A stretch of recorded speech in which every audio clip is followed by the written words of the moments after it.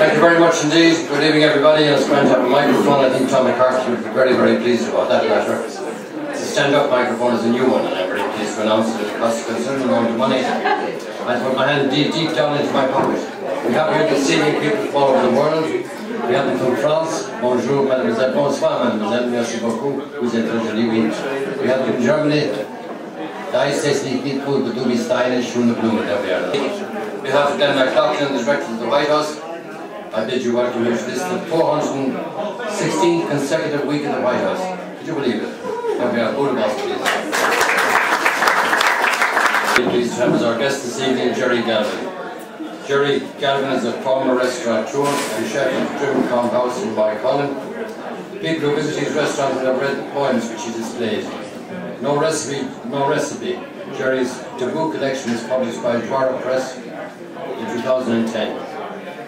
It was launched by Michael D. Higgins, poet and politician, and Michael, a great character in the concept he become the President of Ireland. Here, come on, another good boss. Jerry has read and talked about the poem with Sean Rocks at RTE's Art Show Arena and on Galway Bay FM with Keith Finnegan. Jerry currently lives in Outdoor, County Galway. But I was very, very impressed by something I read in Jerry's book during the week. Here are the living and the dead and their occasions. Here is the earth, travelled, considered and understood. Here are the marks a man makes, measuring his time in the world, the joyous hell of it, the wisdom gained. Here are poems, loud with knowing and unknowing, articulate speech with a clear mind, a warm and accepting heart. Those remarks of Theo Dawkins at the back of his book. I think they sound most appropriate for all book, which I read every page of it. In this, his first collection of poetry, Jerry Galvin draws from a life well lived, full of twists and many turns. No recipe is an engaging work rich with insight and wit, composed of language that is lyrical, elegant and at times playful. I found it absolutely delightful, the whole book from start to finish. Like the fox that appears now and again in his poems, Jerry is a keen observer. He watches everything and everyone around him. Well, watch out, lads. But his eyes also focused on himself. With vivid detail, he brings the reader into the moment, where time seemingly stands still. I won't read any more about it. To enjoy Jerry after the break in about, I suppose, about a half an hour, 3/4 of our time. I look forward to his presentation. There you are. No recipe. Thank you very much indeed.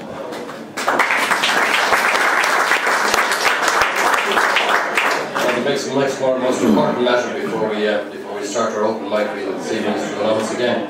I have it in the front window of the White House for the past week. It's Kilmeedy Arts and Culture Night in Áras Ida. Poetry, storytelling, singing, local history. With Professor Lee Merwin, a friend of mine up in Mary Immaculate. Writer Tom Maloney, of course, was here with us tonight. And poet Mike Gallagher. Singers going to be Jim Lyons and Conor Warren. That's on Friday now, the 5th of August at 8 p.m. And Joe Healy, of course, our own poet in residence here in the White House. Joe is the Media Community Development Group. I wish that's, ladies and gentlemen, keep that in mind. Friday the 5th of August, outside in Kilmeedy, in Áras Ida, starting at 8 o'clock. Is that quite clear, everybody? Grand. Well, that job is done. I think we have to start getting serious now before I announce the opening. Before I announce somebody who's going to open the night first. I'm going to read you a limerick just to make us like that. A handsome young poet named Peter went to bed with a woman to eat her. When a twitch of her thigh thrust a hair in his eye, he stood up in anger and beat her. There was a young lady named Bridget, bright, who travelled fair faster than light. She set out one day in a relative way and came back the previous night. Then there was a young man from Kilteeling who boarded a bus down at Ealing. He saw on the door, "Please don't spit on the floor." So he promptly stood up and spat on the ceiling. Etc. etc. There we are. Ladies and gentlemen, we have to open our open mic tonight. Thank you very much. I think what I do tonight is I haven't done in months and months. I wonder what kind of form he's in. I think we'll have Tom McCarthy open the night first.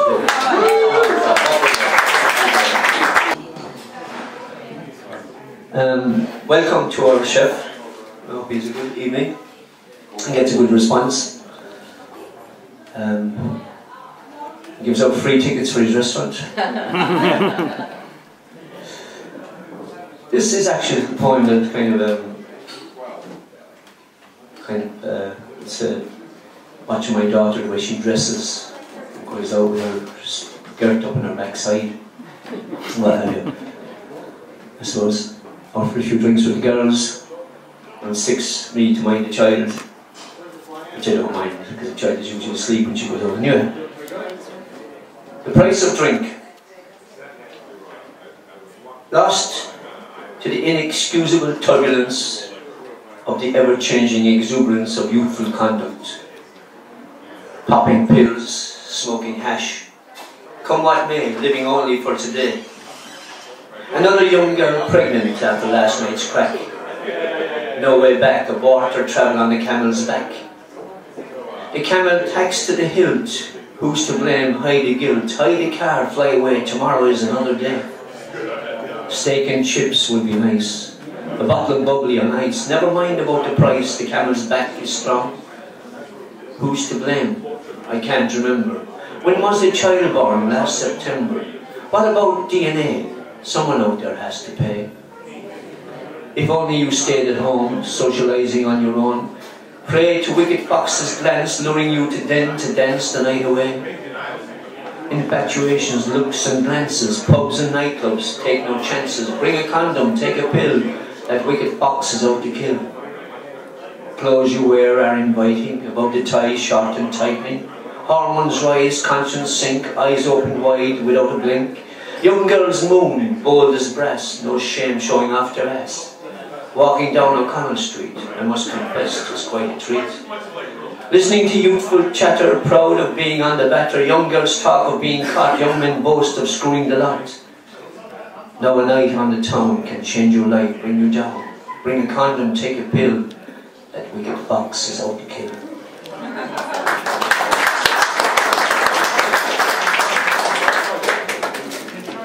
Now forgive me for my singing voice. It's only a few words anyway. Say no, everybody loves you. Say no, everybody loves you. An undercover cop, 1 sachet, 10 times smaller than a tea bag. The contents a pinch of brown powder, barely enough to cover a fingernail.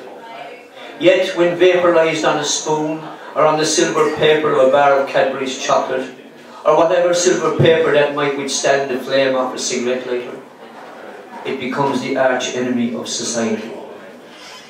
Liquidized, inhaled or injected, it sends enormous messages of hallucinations to the brain. Messages that are so convincing that lies become truth. Wrongdoing has become right and black becomes white. And every minute of every hour of every day is a struggle, until he succumbs once more to the vaporized fumes of the contents of that sachet, 10 times smaller than a tea bag. The contents a pinch of brown powder not large enough to cover a fingernail. 6 months in jail. A sentence not nearly long enough to clean the demons from his aching limbs. My father smoked Clares, God rest his soul. He will be turning in his grave now. My mother never smoked. She was too busy providing for 10 children. My only addiction was Mikado biscuits. But if I said no to the first one, I would never have become addicted. Say no, everybody loves you. Say no, everybody loves you. Can you imagine 1,000 children splashing up moon dust in a fishbowl and doing somersaults in the thick atmosphere of the moon, left wondering how they got through the ozone layer without protective clothing? The cow nearly knocking the bowl over, and the little dog laughed to see such fun as the dish ran away with the hot spoon.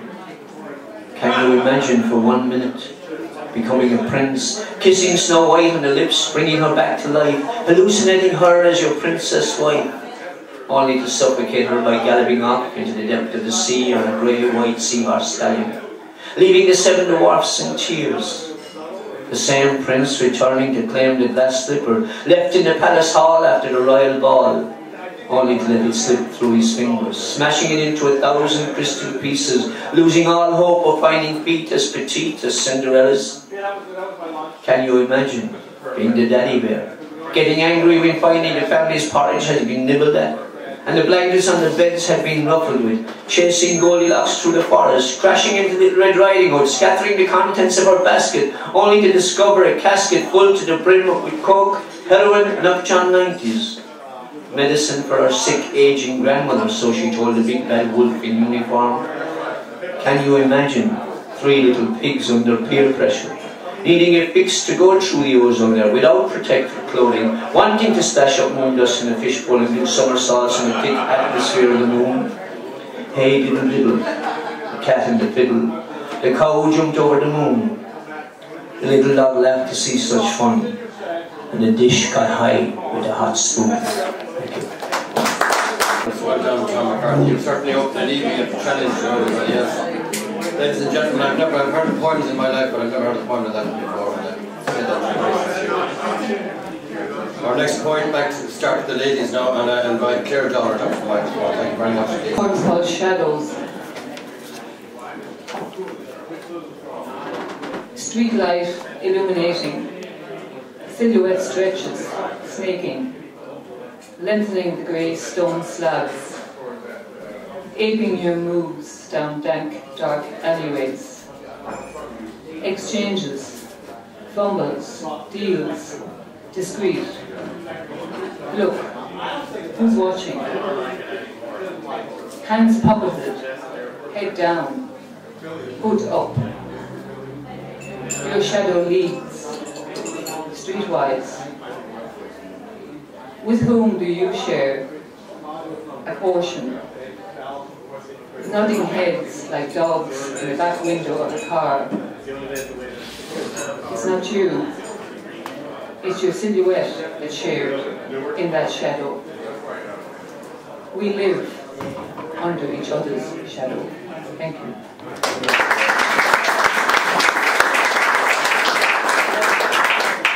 I just said to Tom McCarthy, don't go, because this is especially for him.